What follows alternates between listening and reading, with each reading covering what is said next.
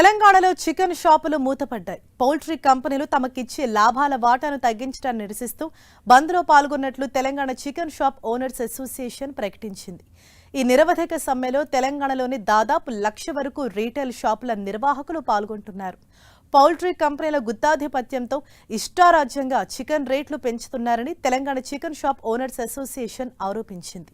తగ్గించిన మార్జిన్ పెంచే వరకు నిరవధిక బంద్ కొనసాగుతుందని తెలిపింది.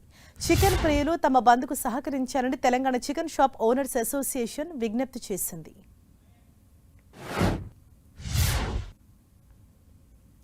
గతంలో కిలో చికెన్ పై రీటైలర్లకు కంపెనీలు 26 రూపాయల మార్జిన్ను ఇచ్చేవి.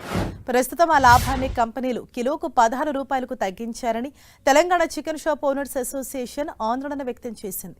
షాపుల అద్దెలు, కరెంటు బిల్లులు, మున్సిపాలిటీ ట్యాక్సులు, కార్మికుల జీతాలు పెరగటంతో తక్కువ లాభంతో నిర్వహణ తమకు తలకు మించిన భారంలా తయారైందని రీటైల్ వ్యాపారులు ఆందోళన వ్యక్తం చేస్తున్నారు.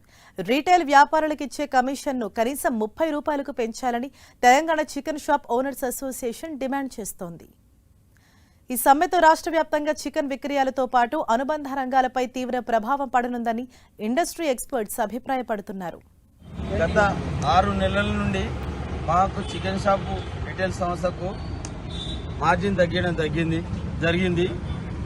మాకు ఏదైతే మార్జిన్ ఇస్తున్న కంపెనీ కోళ్ళు సప్లై చేసే కంపెనీ వెనుక కంపెనీ ఉందో, కోడి పుట్టినప్పటి నుంచి అదే కంపెనీ రేటు డిసైడ్ చేస్తాయి. వాళ్ళే పేపర్ డిసైడ్ చేస్తారు. మాకు గత 6 నెలల నుండి భారీ ఎత్తున మార్జిన్ తగ్గించారు.